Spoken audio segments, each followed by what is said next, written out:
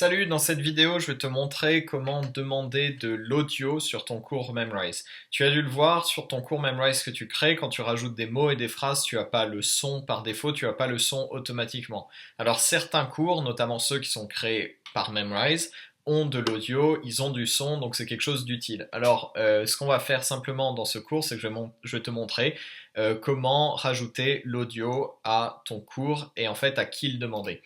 Donc en fait, c'est assez simple. Tu peux demander à un partenaire linguistique ou un tuteur de t'enregistrer l'audio sur ton cours. Donc il faut que ce soit un cours que tu aies créé toi-même. Et donc pour ça, ce que je te conseille, donc, c'est de pas trop en demander et surtout d'être très descriptif dans les étapes. Alors les étapes, je vais te les montrer. Je vais aussi te les envoyer en anglais comme je les ai envoyés à ma prof de croate, décrivant chaque étape du cours. Donc voilà. Ce qu'il faut savoir, c'est que tu peux avoir plusieurs contributeurs sur un cours Memrise. Ce dont tu vas avoir besoin pour inviter un locuteur natif à enregistrer les mots sur ton cours, ça va être d'avoir son identifiant Memrise, son pseudo Memrise. Ce pseudo, c'est celui qui s'affiche ici, c'est celui qui s'affiche dans ton profil, enfin c'est ton nom Memrise. Moi, c'est tom.gauthier103. D'ailleurs, tu peux me suivre si ça t'amuse, on peut faire la compétition.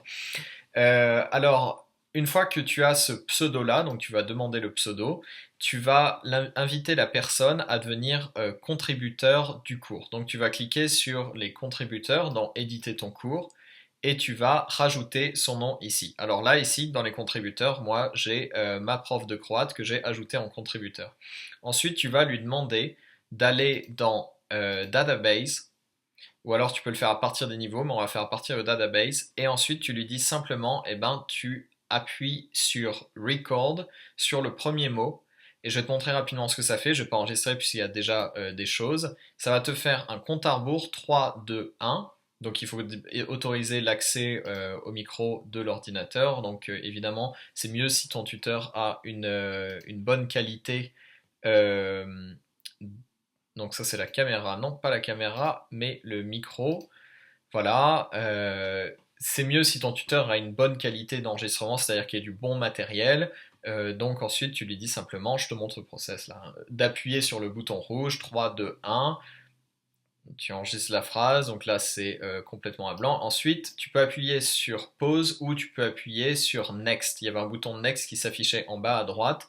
Et ensuite, en appuyant sur next, ça permet de les enregistrer un à un et ça va beaucoup plus vite. Ce qui est important là-dessus, c'est que plus la connexion internet est bonne, plus ça va aller vite parce que ça a tendance à un peu ramer. Et ce qu'il faut savoir, c'est qu'il vaut mieux les faire par groupe de 10 ou 20 et ensuite s'arrêter avant de passer au suivant pour que l'ordinateur, bah, comme tu le vois, il a besoin d'enregistrer le mot, de le sauvegarder sur les serveurs et tout ça, et ça peut prendre un peu de temps. Donc là, on s'en fout si ça sauvegarde pas, puisque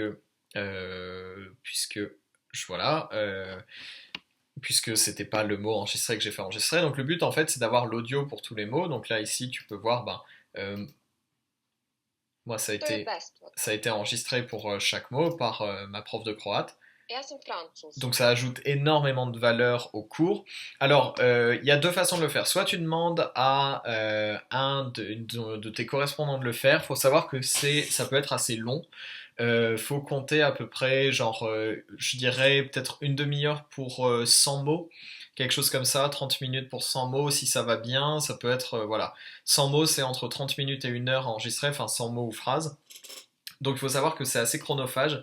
Ce que j'aime bien faire moi quand j'ai des tuteurs, c'est leur proposer, leur dire je prends une session avec toi, par exemple une session de 30 minutes, et tu utilises ces 30 minutes, on fait pas de cours, donc je les paye à travers Italki, on fait pas de cours, mais tu enregistres pendant ce temps-là, ou alors là par exemple ce que j'ai fait avec ma prof de croate, c'est lui proposer d'enregistrer les sons, donc je vais expliquer chaque étape, elle a enregistré, je lui dis tu me dis combien de temps ça t'a pris, et c'est du temps qu'on fera pas sur la prochaine session. Donc ça lui a pris 40 minutes et on a fait une session, je crois, de 30 minutes au final, mais voilà, l'idée est que ces 40 minutes étaient du temps qu'elle avait travaillé.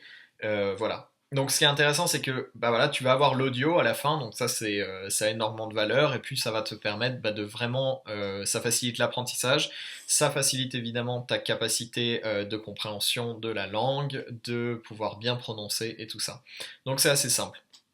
Voilà, c'est tout. Tu devrais trouver en pièce jointe ce que tu peux envoyer comme script en anglais à un tuteur ou un correspondant pour avoir l'enregistrement audio. Sinon, tu peux savoir que tu peux télécharger sur le site Forvo. Forvo permet des téléchargements. Donc Forvo, c'est des sons qui sont en ligne, des mots et des phrases. Tu peux télécharger de Forvo et ensuite tu peux les mettre sur Memrise. Alors pour ça, bah, tu fais pas record, tu fais upload. Et là, du coup, tu vas accéder à ton ordi et pouvoir trouver ton son sur ton ordinateur et le mettre là. Donc, il faut savoir que c'est beaucoup plus lent. Mais si t'as pas de locuteur natif avec qui le faire, ou t'as pas envie de le faire, ou tu trouves personne pour le faire, bah, tu peux faire ça comme ça avec Forvo. Voilà, c'est tout pour cette vidéo de ressources. Et puis, à tout de suite dans la vidéo d'exercice. Salut.